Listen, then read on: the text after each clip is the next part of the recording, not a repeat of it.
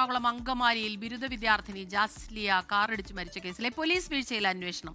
കുടുംബത്തിന്റെ പരാതി ആലുവ ഡിവൈഎസ്പി അന്വേഷിക്കും. അപകടത്തിനു ശേഷം ഭയന്നുപോയതുകൊണ്ടാണ് വാഹനം നിർത്താതിരുന്നതെന്ന പ്രതി ഡോക്ടർ സിറിയക് ജോർജിന്റെ മൊഴി പോലീസ് വിശ്വാസത്തിൽ എടുത്തിട്ടില്ല.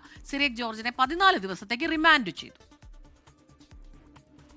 ജാസ്ലിയ ജോൺസണെ ഇടിച്ചിട്ട് വാഹനം നിർത്താതെ പോയ കേസിൽ പ്രതി ഡോക്ടർ സിറിയക്കിനെ ഇന്നലെ വാഗമണ്ണിൽ നിന്ന് പോലീസ് പിടികൂടിയിരുന്നു. ഇതിന് തൊട്ടു പിന്നാലെയാണ് അങ്കമാലി പോലീസിന്റെ വീഴ്ചയിൽ അന്വേഷിച്ച് റിപ്പോർട്ട് നൽകാൻ ആലുവ ഡിവൈഎസ്പിക്ക് റൂറൽ എസ് പി നിർദ്ദേശം നൽകിയത്.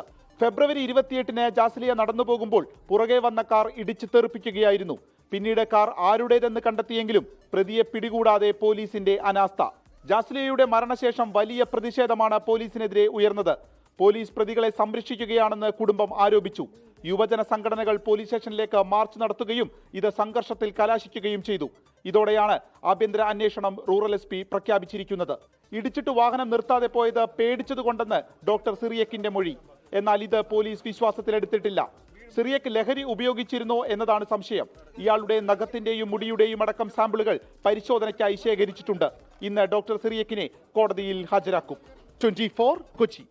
ലോകത്തെവിടെയായാലും ഏത് സമയത്തും 24 വാർത്തകളും ഓഗ്മെന്റഡ് റിയാലിറ്റി പാക്കേജുകളും എക്സ്പ്ലെയിനറുകളും വിശദമായി കാണാൻ ഞങ്ങളുടെ യൂട്യൂബ് ചാനൽ നിങ്ങൾക്ക് സബ്സ്ക്രൈബ് ചെയ്യാം.